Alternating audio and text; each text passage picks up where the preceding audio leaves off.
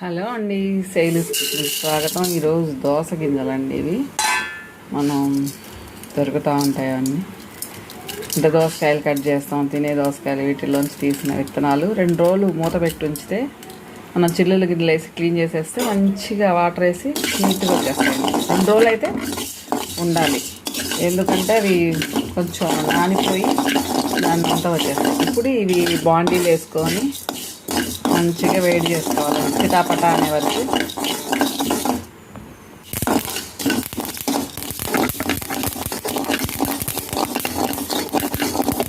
ఇలా చిటపటా అన్నవండి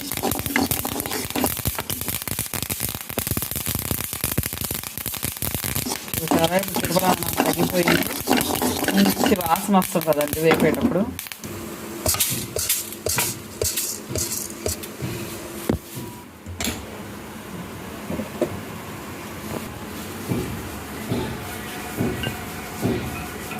కొంచెం ఆయిల్ వేసుకొని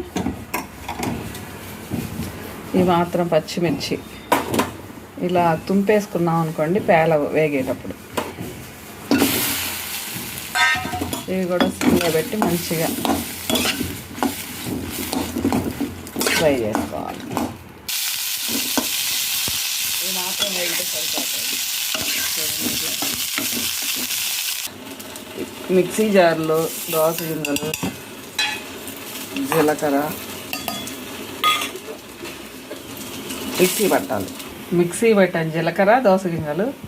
ఇప్పుడు పచ్చిమిర్చి మనం వేయించుకున్నాం కదా, అవి కూడా వేసేయాలి.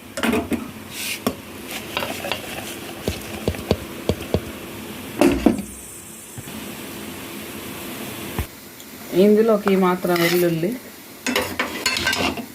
వేసి మిక్సీ పట్టాలి.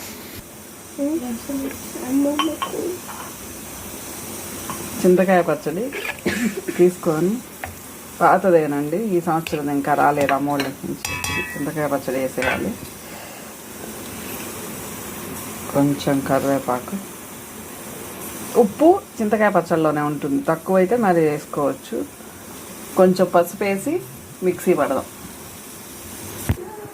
ఇది మాత్రం పసుపు వేసి మిక్సీ పట్టుకోవచ్చు. కొంచెం వాటర్ వేసి పట్టుకోవచ్చు.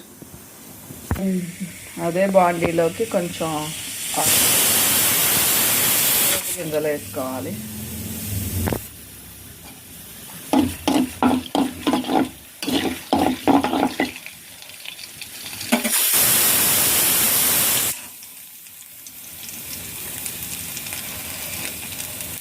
కొంచెం ఇంగువ,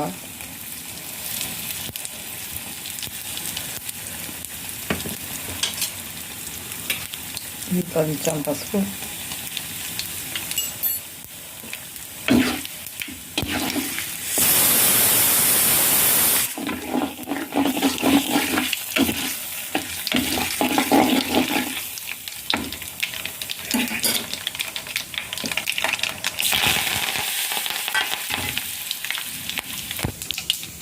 ఇప్పుడు నూనె ఇంకా తాలింపు వేసాక ఇలా మంచిగా మిక్స్ చేసుకోవాలండి.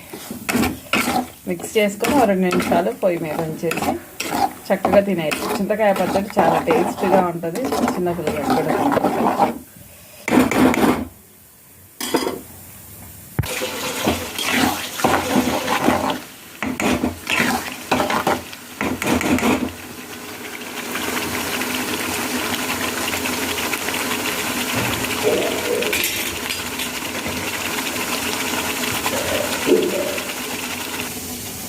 ఒక పింగాణి దాంట్లో తీసారంటే వేడి తగ్గింది చూడండి.